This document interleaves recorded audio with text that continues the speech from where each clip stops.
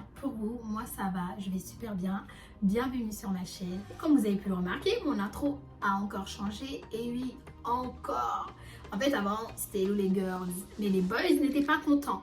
Donc j'ai pensé à dire hello les girls and les boys. Mais je trouvais que ça faisait trop lent. Puis je me suis dit hello tout le monde. Sauf que je trouve que hello tout le monde ça brise un truc dans notre lien.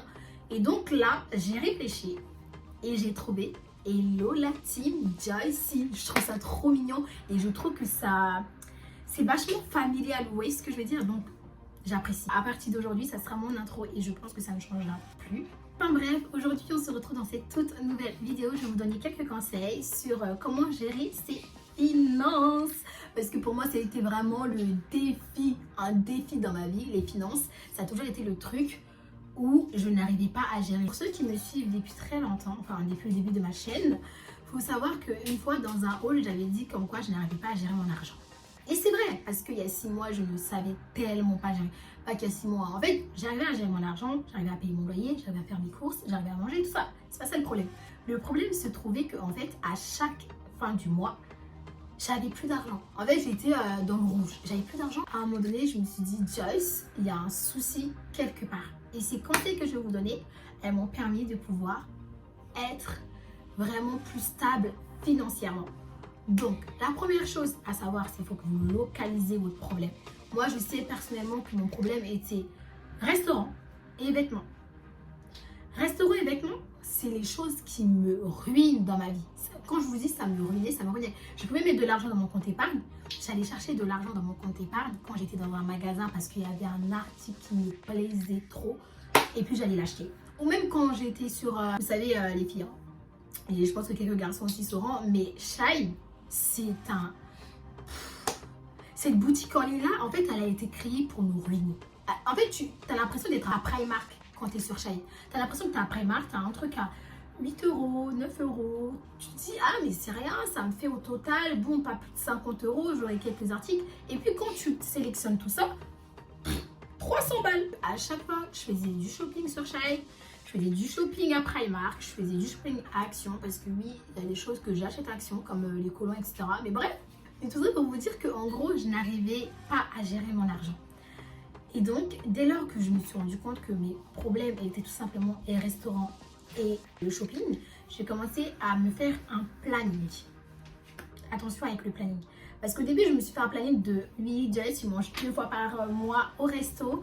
Et après, tu complètes avec 2 fast-food dans le mois. Et à côté de ça, tu fais du shopping une fois dans le mois, voire pas du tout. Parce qu'en soi, si tu as fait du shopping ce mois-ci, c'est pas tous les mois qu'on va faire du shopping. Vous voyez ce que je veux dire? Sauf que votre go, en fait, elle a du mal à gérer ça. J'avais vraiment trop du mal à gérer ça. Je n'arrivais pas à mettre de l'argent de côté. Même quand je mettais l'argent de côté, en fait, j'allais chercher cet argent-là.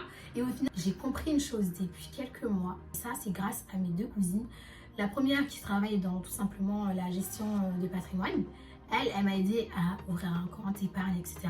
Pouvoir vraiment mettre de l'argent de côté. Il est très important de pouvoir mettre de l'argent de côté. Que ce soit pour maintenant, pour plus tard, peu importe. Mettez de l'argent de côté. Même si vous avez un projet, même si vous n'en avez pas, dites-vous qu'il est important de mettre de l'argent de côté. Pourquoi? Parce que tout simplement, le jour où vous allez vouloir faire un prêt, peut-être pour acheter un appartement, peut-être pour acheter un restaurant, peut-être pour acheter, je ne sais pas, une voiture, peu importe, la banque, ils vont remarquer avec cet argent que vous mettez tous les mois, ils vont se dire, cette personne est peut-être apte à ce qu'on puisse lui faire confiance et lui offrir un crédit. Mais si vous mettez jamais d'argent de côté et que tout le temps vous êtes dans le rouge, c'est pas pareil. Vous n'aurez jamais rien. Et puis, il y a autre chose. Personne n'aura envie de vous confier son argent. Et c'est logique parce qu'ils vont dire, mais attends, elle n'arrive pas à gérer son argent. Elle est tout le temps dans le rouge. Elle va jamais nous rembourser notre argent. Donc, voilà pourquoi c'est hyper important de bien avoir un compte épargne, que ce soit dans ta banque, que ce soit ailleurs, peu importe, mais ayez un compte épargne dans lequel vous allez mettre de l'argent tous les mois. Deuxième chose, ça sera de vous faire un planning. Un planning dans la priorité. C'est-à-dire, je commence, moi par exemple, selon mes priorités à moi, je commence par mon loyer. C'est une priorité. Pourquoi? Parce que sinon, j'ai pas de toit. Mon loyer. Puis après, je mets en dessous de mon loyer mes courses alimentaires. Très important. Après mes courses alimentaires, je vais mettre mon pass Navigo. Parce que actuellement, oui, c'est vrai, j'ai le permis, mais je n'ai pas de voiture. Je mets tout simplement mon pass Navigo. Pourquoi? Parce que j'ai pas envie de me prendre une amende et de devoir la payer qui va me revenir à beaucoup plus cher. Donc, passe Navigo. Après mon passe Navigo, il va y avoir tout ce qui sera ma box, mon téléphone, mon forfait téléphonique, tout ce qui sera également mon forfait pour la salle de sport, tout ce qui sera la mutuelle. La mutuelle est très importante. Je vais vous expliquer, je pense que je ferai des vidéos où j'expliquerai vraiment les documents. Parce que c'est vrai que moi, quand j'ai commencé à habiter seule, je me suis rendu compte qu'il y a plein de trucs que je ne connais pas. Je ne connais vraiment pas du tout. Parce qu'on m'a jamais fait de cours où on m'apprend que va falloir que tu prennes une mutuelle, va falloir que tu fasses ta carte vitale, va falloir que tu fasses ton passe Navigo, va falloir que tu traites comme ça, va falloir que tu fasses, vous savez, la CAF, les déclarations d'impôts. Bref, il y a tellement de choses et je pense que je ferai une petite vidéo sur ça. Enfin bref, revenons à notre sujet de base. Une fois qu'on a terminé avec les priorités, là, tu vas commencer à te faire un planning en ce qui concerne tout simplement tes loisirs. Les loisirs, il faut savoir que c'est quelque chose qui est assez important, mais ça dépend. Il y a vraiment un rythme à avoir. C'est-à-dire, par exemple, tu te dis, dans le mois, je me fais 2 activités payantes, 2 activités gratuites. À côté de ça, je me fais 2 fast-food et 2 restos. Là, déjà, t'as ton truc. Et tu vas peut-être mettre 70 € ou peut-être 100 € pour ton loisir. Mais au moins, il faut que tu te tiens à ces 100 €. En fait, aujourd'hui, l'État, il fait en sorte que tout le monde puisse dépenser énormément d'argent. C'est pour ça qu'il est important de savoir gérer ses finances. Il faut se faire un planning. Dites-vous qu'il faut que vous fassiez votre comptabilité. Il faut être son propre comptable. Il faut que tous les fins du mois, tu t'assoies et tu répartis tout ce qui est à tes charges. Tout ce qui est à ta charge. Tout. Tu répartis tout. Tu mets tes priorités, loisir. Après, tout ce qui va rester, tu laisses de côté. Ça te permet d'avoir aussi une bonne image auprès des banques. Et après demain, si tu veux faire un prêt, il n'y aura aucun souci. C'est vrai que dans la vie, on espère que les choses se déroulent comme on veut. Mais des fois, à des moments, voilà, il y a des imprévus. Et bah, le fait que tu aies laissé cet argent de côté, tu pourras peut-être aller piocher dedans pour pouvoir parvenir à ce besoin-là. Mais c'est pas un imprévu en mode... ouais, de base, je fais du shopping dans 2 mois, mais là, je veux absolument faire du shopping parce qu'il y a cette veste, absolument que je veux, elle est incroyable. Non, non les filles, non, non, non. Je dis les filles parce que je suis une fille et je sais que j'avais le shopping compulsif un peu. Vous voyez ce que je veux dire? J'aimais bien faire du shopping au-delà de mes moyens, au-delà de mes moyens. C'est-à-dire que je savais qu'il ne fallait pas que j'en fasse. Mais j'allais en faire parce que je veux cet article, je veux ce vêtement, je veux qu'il soit dans mon placard parce que j'ai un outfit avec et je veux l'acheter. Mais ça, c'est le piège. C'est le piège. Et c'est pour ça que j'ai retiré ma carte bleue sur mon téléphone. Parce que ça me ruinait trop.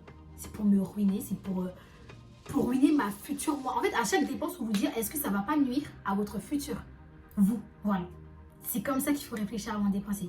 Est-ce que ça ne nuira pas à la future Joyce? Voilà. Si tu sais que ça ne va pas nuire à la future... je sais pas moi, au futur Stéphane, à la future au futur Naël, tu lui fais ta dépense, tu l'as fait. Mais si tu sais, ça peut nuire à ta personne dans le futur, ne le fais pas. Ne le fais pas. Après, à côté de ça, si vous vraiment c'est très compliqué comme ça l'a été avec moi, ce que je vous conseillerais, c'est de vous mettre en relation avec une personne qui va travailler dans la gestion du patrimoine, puisque moi, c'est ce que j'ai fait avec ma cousine, et Dieu merci.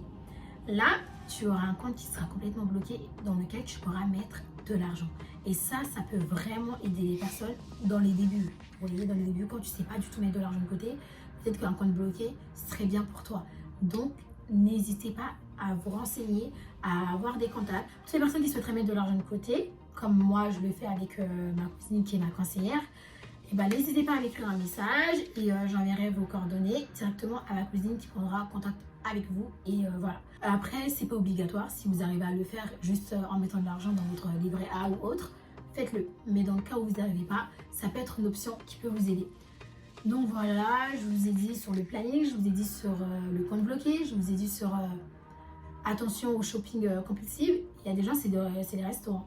Il y en a d'autres, ça va être le foot, il y en a d'autres, ça va être la play ou bref. En tout cas, faites attention. Et surtout, le mot de la fin, bien sûr, investissez votre argent. Il est important d'investir. Aujourd'hui, en 2022, franchement, si tu n'investis pas, bah, ça sert un peu à rien. Là, cette vidéo, quand je la fais, c'est pour vous dire, mettez de l'argent de côté pour demain investir et rendre votre futur vous meilleur. Et surtout, indépendant financièrement. Et c'est très important. Vraiment, c'est très important que vous soyez une femme ou que vous soyez un homme. L'indépendance financière, je pense que c'est vraiment une chose où tout le monde sera d'accord et prêt à le dire, puis c'est super important. Donc voilà la team, je suis arrivée à la fin de cette vidéo, j'espère qu'elle vous aura plu, j'espère que tout simplement ces conseils vous permettront de pouvoir bien gérer vos finances. N'hésitez pas à mettre un like à la vidéo, à vous abonner à ma chaîne et à me suivre sur tous mes réseaux sociaux. Et aussi à commenter la vidéo si vous voulez d'autres styles de vidéos comme celle-là. Je vous fais de gros bisous et on se retrouve dans une prochaine vidéo.